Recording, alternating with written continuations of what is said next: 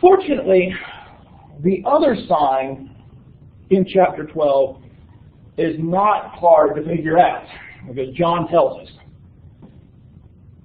The great red dragon. Now, certainly, sea monsters, serpents, quite common images of evil in antiquity. And so, it's no surprise here. And of course, John will later connect the dragon to the serpent from Genesis chapter 3.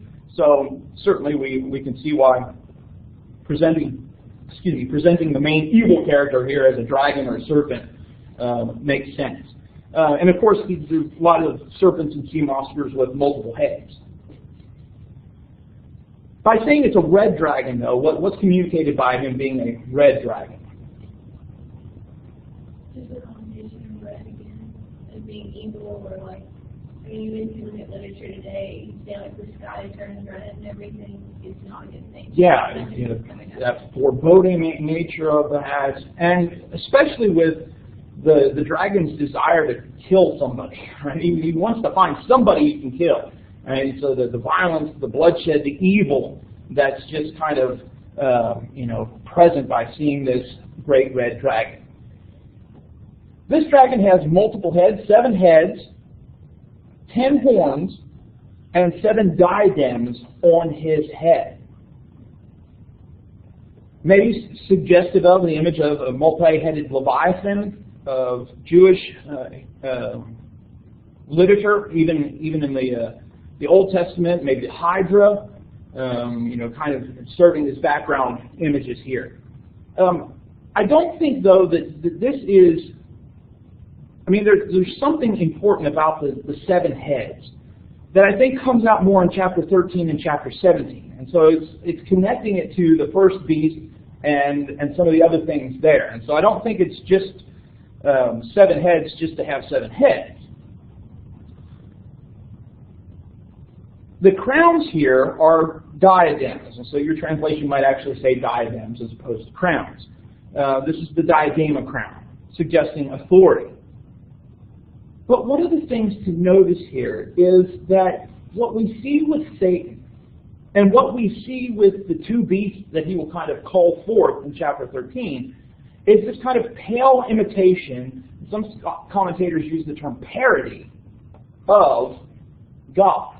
Right? The 7, and how important 7 is. The fact that the dragon and the 2 beasts kind of form an unholy trinity, as well as the fact of the crowns or the diadems that he wears. So Satan's kind of a pale imitation of God, is what's being communicated here in this. His tail, right, the power of a dragon's tail, swept down a third of the stars. Now, when you read that, what do you think of? What do you think is being symbolized here when you read that? We know this is Satan, and his tail swept down a third of the stars. Third of the angels. Right, we've kind of gotten to the point where we see stars, we think angels in many cases. That from the very beginning, stars have represented the angels of the churches, and so we immediately kind of think of fallen angels, right? Satan kind of leading this rebellion and taking angels with him. And I think that's what's represented here. I think that's probably the image. Again, probably 1/3 isn't a literal number in the sense of if you counted all the angels up before Satan left heaven, 1/3 of them went. But again, that kind of the third, it's partial, it's sizable, but it's not complete. Right? 2/3 stay. And so I think we're getting some images here that are pre-time, right, pre-creation, as well as some images that are in creation again. So we kind of have that whole, it's time is being all joined up together, and there's a lot of confusion, and so don't say, well, wait, how could the woman be spiritual Israel and be giving birth at the same time as Satan's taking his angel, right? So don't get, it's not all linear, but this is who the dragon is, this pale imitation of God, Satan. And so he stands before the woman. Sorry. Go ahead. Just to clarify what you were saying about time, you do read this as like a vision of Satan's initial rebellion and being cast out of heaven? I think there's parts of it. The sweeping of the stars out of heaven, I think, has to do with the initial rebellion. I think the war that takes place in verse 7 is actually something different. And so some people would say it's two ways of saying the same thing, but I actually think there's something different going on in verse 7 than a rebellion at the beginning of time. And we'll talk about that when we get down. So the dragon stands before the woman with the intent of first devouring the child. And so, we see here Satan determined to stop God's plan. He's determined to make sure that this doesn't take place. Now, if we would try to connect this to events in Jesus' life, what kind of events do you think might be connected to this? Right, probably the first one we would think of is Herod slaughtering the children of Bethlehem, trying to kill the king of the Jews. Anything else that you can think of? Okay, maybe there's some connotations of the temptation, right? And because if Satan convinces Jesus to sin, to accept the temptation, he's destroyed God's plan. Anything else? Okay. It says that, the child was immediately called up into heaven, because this feels that that's what Jesus was to begin to the church. Yeah, I think that what happens here is we have birth to ascension, right? Kind of glimpse really quickly, and so the birth of the church is included in here, especially with the woman and her children at the very end. But I think that Jesus' death might also be here as well, right? And so, Satan tries several times to destroy Jesus during his lifetime. But he's not able to, or before he's able to act, the woman gives birth. Now, it's interesting here that we've talked before about John and his sometimes odd use of language, but he emphasizes that she gave birth to a male son. Is there any other kind? Right? I mean, it's two distinct words, right? There is the word for son and the word for male, and not the kind you receive in the post office, right? It's male son. So, is this emphasizing the maleness of Jesus? I mean, what's exactly going on here? I don't really know, but there's something about it that continues to be emphasized throughout the chapter is male, male, male. But also what helps us in identifying this child is that this male son is to rule the nations with a rod of iron. Again, signpost. Psalm chapter 2 is a signpost. This is the Messiah. Even if you hadn't already figured it out, he's telling you by including that phrase. And so she gives birth, and immediately the child is snatched away and taken to God into his throne. The snatching, of course, is a passive. Right? It's not that he flies to heaven, ascends to heaven. He is snatched, right? And so, suggesting deliverance, escape. Satan tries to stop Jesus on earth, but God prevents that. And again, don't be thrown off by the time, right? Because we know Jesus wasn't immediately snatched. He has to go through some things first.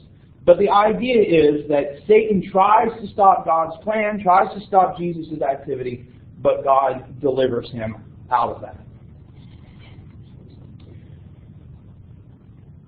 Satan frustrated then in stopping the ministry of Jesus. The woman then flees into the wilderness, which will be brought back up in verse 13. Again, this kind of rolling back on itself when it comes to the time.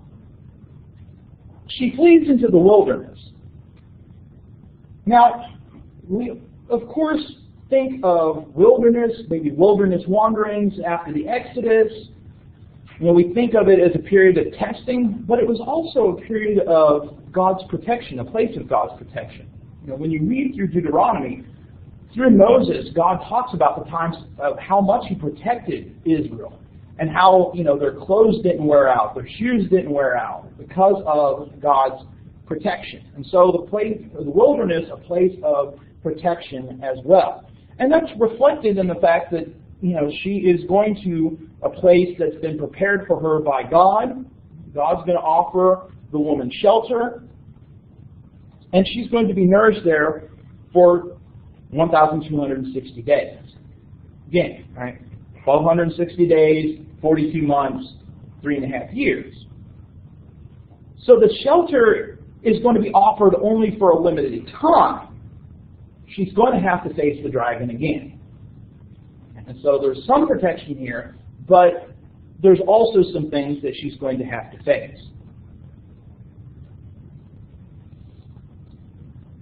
What questions or comments do you have? Oh.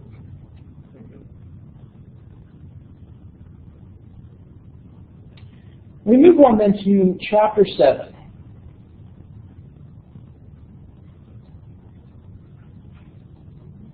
Okay, I don't know what happened there. I must have doubled up on my slides.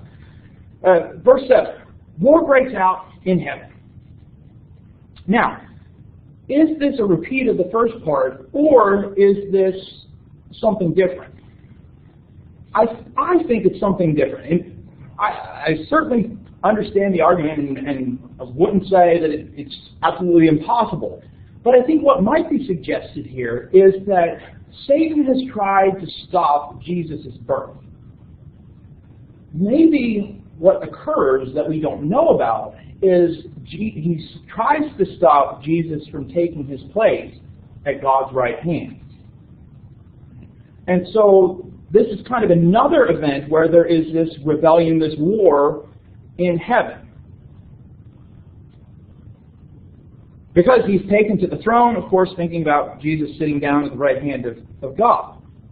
So war breaks out in heaven. Who's involved in this war? On one side is Michael and his angels, right, fighting against the dragon. And on the other side, of course, is the devil and his angels. And it's almost as if Michael is the aggressor here. Right? He doesn't wait for the dragon to come to him. He comes out and is the one who stands fast here. So, how do angels fight? Is it with like lightsabers? I mean, like the cool ones, not the new one with the parts coming out of the side. There's a war going on. Don't they talk about, like not necessarily in the Bible, but like this mythology about Michael's sword or something like that? In Genesis chapter 3, after Adam and Eve had been kicked out, there's a flaming sword that is used by the cherubim to prevent entrance back into Eden. So, yeah, I mean, we think, especially in the time period we're talking about, probably some sort of sword battle is what John is seeing. We know, of course, Michael here is Michael the Archangel, but also we need to think back to Daniel, in the book of Daniel, where Michael's presented as kind of the champion of Israel. He is the angel associated with Israel. And so that's behind this as well. Note also here, there's a danger of doing two things when it comes to thinking about Satan. Giving him too much credit or not giving him enough credit. In one respect, what we see here in Revelation chapter 12 is don't give him too much credit. Because who stands against him? Not God, but Michael. So Satan is on Michael's level, not God's level. Sometimes people kind of want to make it like God and Satan are equal power and equal authority. That's not the case. It's God, and then there are beings below God. Right? And so it's Michael who is essentially the parallel opponent to Satan. And in saying that Michael's the aggressor, in thinking about this as something occurring later, it's Michael saying, you're not coming back here. Right? You were here once, you rebelled, you took the angel, you're not coming back here. Now certainly Micah is working at God's orders, right? And it's God's power that's empowering this. But this is Michael standing up to Satan. And some things in the Old Testament we could look at as well, book of Zechariah, for example, about that. And Michael and his angels are victorious. Satan, the dragon, and his angels are defeated, and there's no longer any place for them in heaven. Now again, I could see how we could also read this as maybe the rebellion of Satan before time. But I think it might also represent this, he tried to stop Jesus' birth and ministry, he attacks the community when he's unsuccessful, he tries to stop Jesus as the mediator between God and human beings. Ultimately, the message is Satan is always going to try and stop God's work. And he's always going to be unsuccessful. And so that's the takeaway, I think, from here.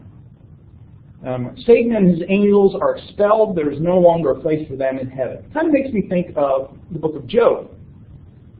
Right? In Job, we have the fortune that Job didn't have of seeing behind the events. Right? And so seeing this interaction between God and Satan, with the accuser coming before God with the sons of God, right? The ha-satan in Hebrew, the accuser. Right? And so in the Old Testament, it's not so much a proper name as it is this accusing type of angel.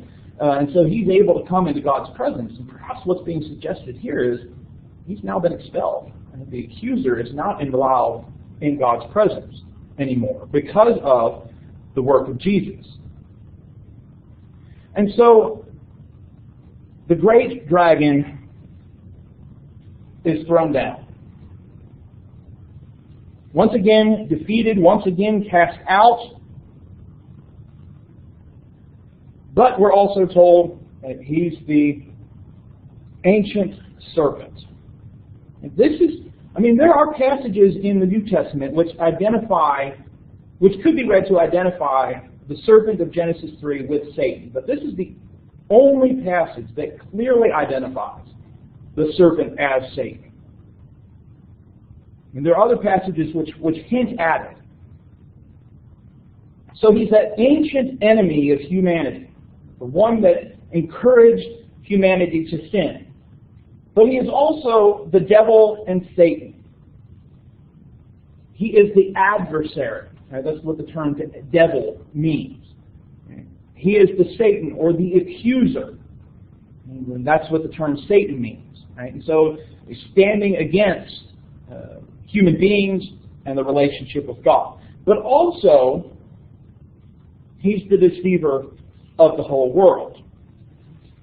He works to deceive people, and he's effective, right? People are deceived by him. But he has been thrown down to earth. Now here too, I think there's a little bit of an inaugurated eschatology, right? Already not yet. Satan's already been defeated, but he's not yet completely defeated. And so he's been kicked out of heaven, but he's still active on earth. He still has some sway on earth.